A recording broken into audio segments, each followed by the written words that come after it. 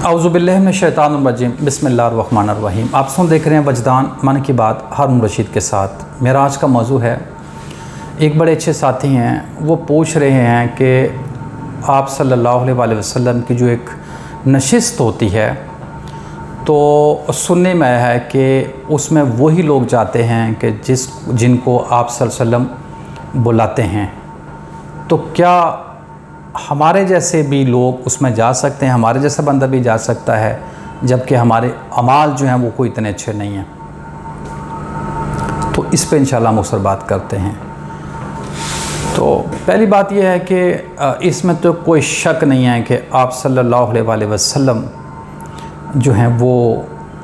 एक बहुत बड़ा निज़ाम चला रहे हैं, कायनात का एक निज़ाम चला रहे हैं। तो उस पर नशिस्त तो होती है, ठीक है। जो एक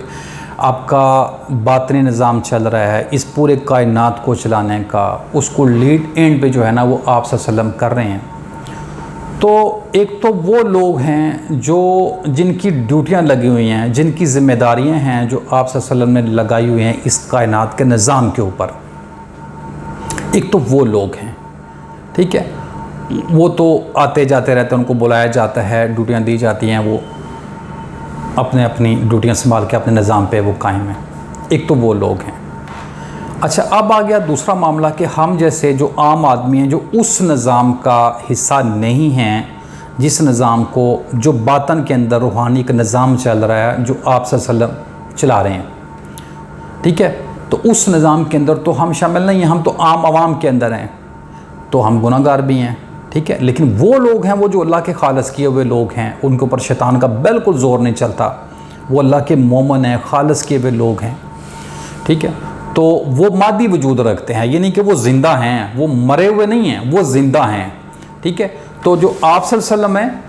वो तो सबको पता है कि वो तो मतलब पर्दा कर चुके हुए हैं, ठीक है ना। लेकिन वो तसर्रुफ़ करते हैं इस कायनात के अंदर, जो ड्यूटियाँ लगती हैं, जो निज़ाम चलाते हैं, वो तो आप सल्लल्लाहु अलैहि वसल्लम चला रहे हैं, वो चला रहे हैं इस निज़ाम, क्योंकि वो ख़ातमुन नबिय्यीन हैं।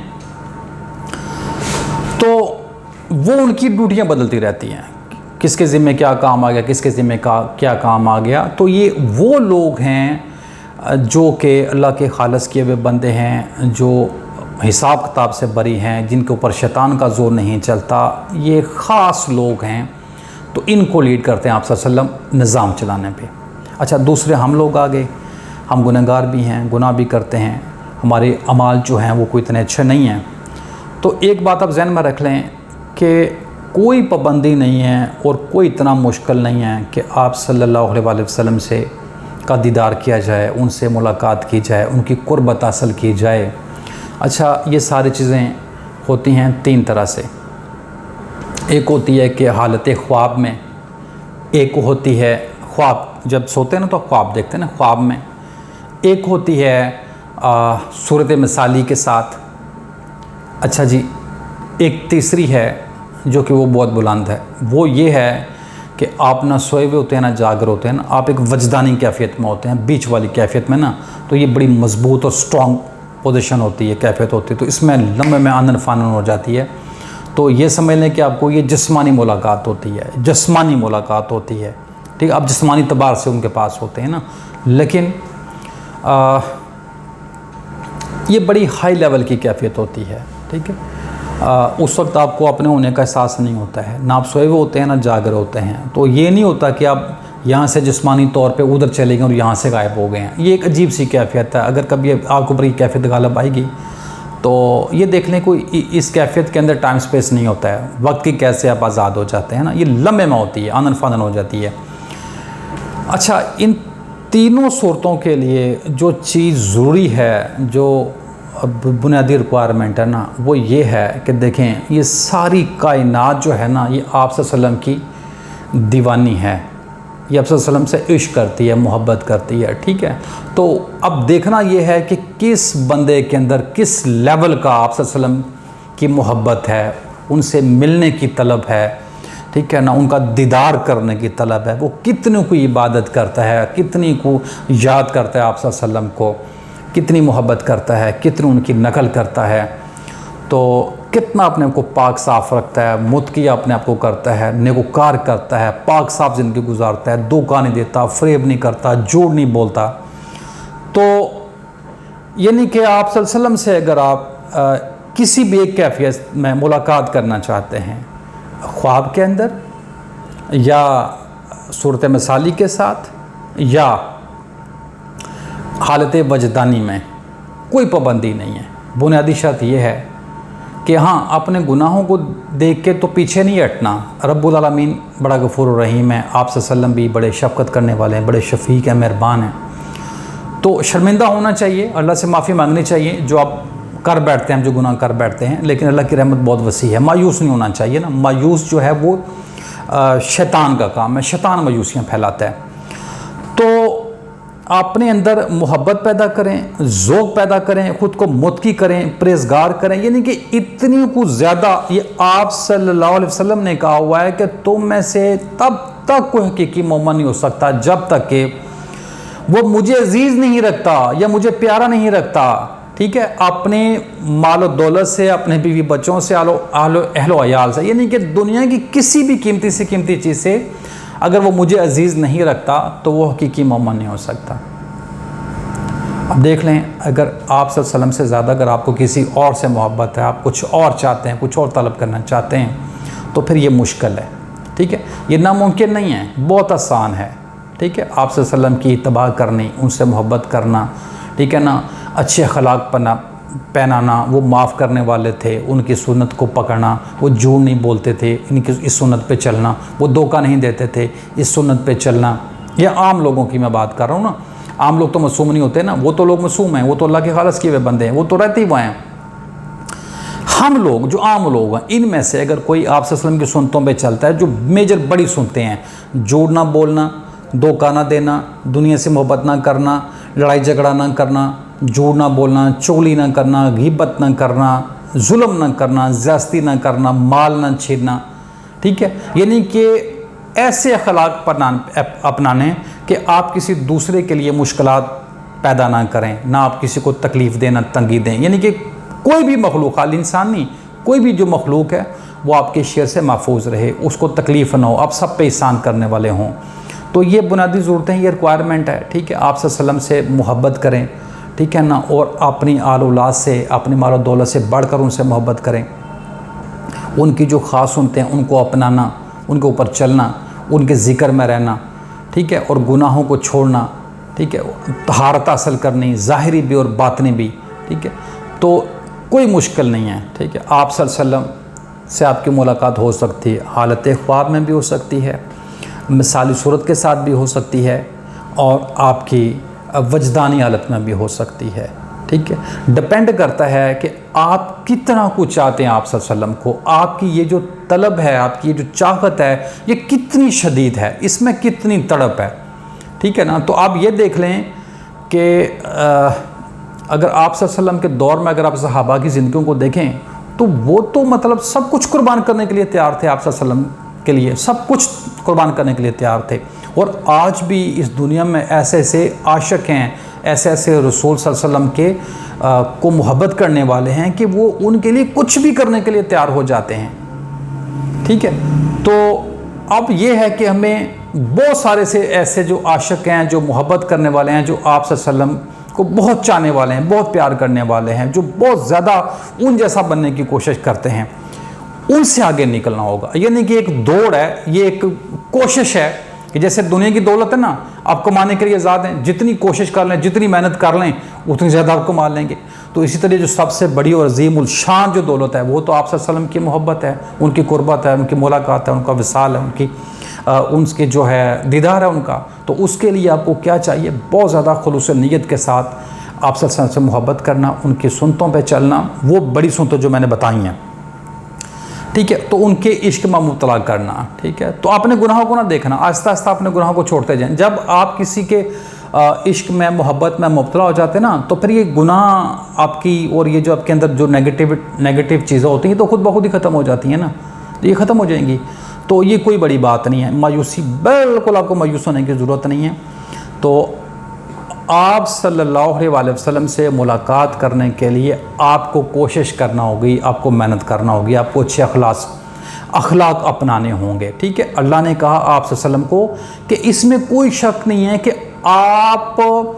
دنیا کے اندر جو ہے نا آپ اخلاق کے عظیم مرتبے پہ ہیں، تو آپ کو اچھے اخلاق اپنانا ہوں گے۔ وہ صادق اور امین تھے، آپ کو صادق و امین بننا ہوگا۔ یہ سب کچھ اس لیے آپ کریں گے کہ آپ صلی اللہ علیہ وسلم کے پاس اب جانا چاہتے ہیں، ان سے ملاقات کرنا چاہتے ہیں، ان کی قربت حاصل کرنا چاہتے ہیں، ان کا دیدار کرنا چاہتے ہیں، تو یہ تو بہت بڑے مقدر کی بات ہے۔ اس کے لیے آپ کو کوشش کرنی ہوگی۔ تو وہ تو آپ صلی اللہ علیہ وسلم تو بااختیار ہیں، وہ تو جو چاہیں کر لیں، تو لیکن آپ کو بھی تو دکھانا نا کہ آپ کے اندر کتنی طلب ہے، آپ کتنا کچھ چاہتے ہیں، آپ کتنی کو کوشش کر رہے ہیں۔ اور میں آپ کو صحیح بات بتاؤں، جب آپ اس کے اندر ناکام ہوتے ہیں نا تو اس میں اور مزہ ہوتا ہے،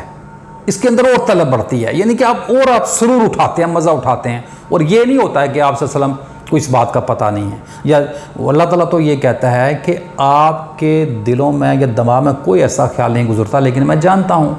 تو اللہ تعالیٰ ہی کہتا ہے کہ جس نے میرے نبی کی اتباع کی، جس نے میرے رسول کی اتباع کی، اس نے میری ہی اتباع کی۔ تو ایسے کیسے ہو سکتا ہے کہ آپ کی ایک کیفیت ہو، آپ کا ایک حال ہو، آپ کی ایک طلب ہو، آپ کی ایک چاہت ہو، اور اللہ کے نبی کو اس بات کا پتہ نہ ہو اور آپ ان کے عاشق ہوں؟ ٹھیک ہے، لیکن ایک اس کا مزہ لینا ہوتا ہے۔ ٹھیک ہے، اب دیکھیں جیسے حضرت اویس کرنی ہے، تو آپ صلی اللہ علیہ وسلم سے انہوں نے کبھی بھی آ کے فزیکلی ملاقات نہیں کی، لیکن وہ رہتی حالت دیدار میں تھے، وہ ملاقات میں رہتے تھے۔ ٹھیک ہے، اب جب آپ صلی اللہ علیہ وسلم نے ان کا اینڈ پہ راز کھولا، لوگوں کو بتایا کہ میرے جوبہ شریف کا جو وارث ہے وہ اویس کرنی ہوں گے، تب لوگوں کو پتہ چلا، اور وہ تو بہت دور تھے، اور وہ رسول اللہ صلی اللہ علیہ وسلم کو وہ زیادہ جانتے تھے، ان کی آنکھیں کیسی ہیں، ان کا لباس کیسا ہے، وہ بولتے کیسے ہیں، ان کے بال کیسے ہیں، ٹھیک ہے، ان کی ایون کہ یہ بویں، یہ والی آنکھوں کی، یہ تک وہ جانتے تھے۔ ٹھیک ہے، لیکن ان کو یہ تینوں درجے حاصل تھے۔ ٹھیک ہے، وہ خوابوں میں بھی ملاقات کرتے تھے، وہ وجدان میں بھی کرتے تھے، وہ صورت مثالی کے ساتھ بھی کرتے تھے۔ ٹھیک ہے، تو جب آپ کو یہ والا مرتبہ حاصل ہو جاتا ہے نا، تو پھر آپ کو اور کسی چیز کی ضرورت نہیں ہوتی ہے۔ تو ہمیں کوشش کرنے کی ضرورت ہے، ہمیں محنت کی ضرورت ہے۔ تو محنت کریں، کوشش کریں، اپنے دل میں اللہ اور اس کے رسول کی محبت کو غالب کریں، باقی چیزوں کو اپنے دل سے نکالیں، تو اپنے آپ کو اس حال میں محو کر لیں۔ آپ یہ دیکھ لیں، جب کوئی بندہ جس کو شراب کی طلب ہوتی ہے نا، تو وہ کہتا ہے میں نے شراب پینی ہے، وہ شراب پینے کے لیے وہ ایسی محنت، ایسی جستجو کرتا ہے، وہ گھر کا سامان بھی بیچ دیتا ہے، پیسے ہونا، وہ چوری بھی کر لیتا ہے، وہ بھول جاتا ہے کہ میں پکڑا جاؤں گا، مجھے مار پڑے گی، گالیاں پڑیں گی، میں اندر ہو جاؤں گا، یا میں اپنے گھر کا، ٹھیک ہے، تو وہ سب کچھ بھول جاتا ہے، اس نے نشہ کرنا ہوتا ہے، اینڈ وہ نشہ کر کے چھوڑتا ہے۔ اب یہ اس کو یہاں کو کیا چیز لے کے گئی؟ اس کے نشہ کرنے کی طلب۔ ٹھیک ہے، تو یہ تو بڑے عظیم الشان نشہ ہے کہ اگر آپ صلی اللہ علیہ وسلم کا آپ دیدار کرنا چاہتے ہیں، تو 3 میں نے آپ کو حالتیں بتا دی ہیں، تو آپ کے اندر اس طریقے کی طلب پیدا ہونی چاہیے، آپ کے اندر اس قصص ایسی آپ کے اندر ہو، ٹھیک ہے نا، کہ آپ اس کے علاوہ آپ کا اور کچھ چاہت ہی نہ ہو۔ تو ٹھیک ہے، تو مجھے امید ہے اللہ کے گھر میں، ٹھیک ہے، کہ آپ کو دیدار ہو جائے گا، آپ کی ملاقات ہو جائے گی۔ ٹھیک ہے، تو آپ کو میں صحیح بات بتاؤں، وہ انتظار ہی گنہگاروں کا کرتے ہیں، ٹھیک ہے، وہ شفاعت ہی گنہگاروں کی کرتے ہیں، ٹھیک ہے، لیکن ایک دفعہ گنہگار کو اس بات کا پتہ چل جائے کہ میں گنہگار ہوں، میرے مال ٹھیک نہیں ہیں، اور میں مجرم ہوں اللہ تعالیٰ کو اور آپ صلی اللہ علیہ وسلم کا مجرم ہوں، اس کو اس بات کا احساس ہو جائے، تو وہ معافی کی طلب کی نیت بھی کر لے کہ میں نے رسول اللہ سے مل کے معافی طلب کرنی ہے، میں نے دیدار بھی کرنا ہے، تو بات تو ساری بن گئی۔ تو یہ میں نے آپ کو مختصر میں نے بتا دیا، یہ دو نشستیں ہوتی ہیں نا، ایک نشست وہ ہے، وہ خاص لوگوں کی ہے، وہ ان لوگوں کی نشست ہے جو کائنات کا نظام چلانے کے اوپر قائم ہے، ایک ان کی رسول اللہ سے نشست ہوتی ہے، ان کی ڈیوٹیاں لگتی ہیں، لیکن جو عام عوام ہیں ان کی وہاں جانے پہ کوئی پابندی نہیں ہے۔ اس کو آپ ایک مثال سے سمجھ لیں کہ جیسے ایک ملک کا وزیر اعظم ہوتا ہے نا، آپ کا پاکستان اس کا ملک وزیر اعظم ہے، ایک وزیر اعظم ہے نا، ٹھیک ہے، اس کے نیچے بے تحاشا وزیر ہوتے ہیں اور وزارتیں ہوتے ہیں نا، سب کی ڈیوٹیاں لگی ہوتی ہیں، لیکن عام جو لوگ ہوتے ہیں، عام عوام ہوتے ہیں جن کے پاس کوئی مرتبہ نہیں ہوتا، وہ جب وزیر اعظم سے ملنا چاہتے ہیں تو وزیر اعظم سے ملنے کا جو پروٹوکول ہے، جو چیزیں ضرورت ہوتی ہے وہ کرتے ہیں اور وہ کامیاب ہو جاتے ہیں، مل لیتے ہیں، ٹھیک ہے، لیکن یہ ذہن میں رکھیں کہ جو دنیا کے جو وزیر اعظم ہوتے ہیں یا پرائم منسٹر ہوتا ہے نا، ان کی کوئی ایسی طلب نہیں، چاہت نہیں ہوتی نا، ان کی نظر ہوتی ہے کہ لوگ آ کے ہم سے ملیں اور ہم ان کو سنیں، یہ تو جان چھڑاتے ہیں، لیکن نبی پاک صلی اللہ علیہ وسلم وہ خاتم النبیین، دیکھیں اللہ تعالیٰ کیا کہہ رہا ہے کہ آپ کو اللہ تعالیٰ نے سارے جہانوں کے لیے رحمت للعالمین بنا کے بھیجا ہوا ہے، ٹھیک ہے؟ تو وہ آپ کو کبھی بھی وہ تو دیکھتے ہی آپ کر رہے ہیں، ٹھیک ہے؟ تو آپ اگر ان کی طرف اگر آپ چل کے جائیں گے نا تو آپ کی طرف بھاگ کے آئیں گے، آپ کا استقبال کریں گے، ٹھیک ہے؟ تو آپ کو اپنی ڈائریکشن سیدھی کرنے کی ضرورت ہے۔ اب تمام دیکھنے سننے والوں کا بہت شکریہ۔ اگر آپ کو ویڈیو اچھے لگے چینل کو سبسکرائب کر لیں، ویڈیو کو لائک اور شیئر کر لیں۔ میرا مقصد یہ ہے کہ لوگوں کو حقیقت کی آگاہی ہو۔ السلام علیکم ورحمۃ اللہ وبرکاتہ۔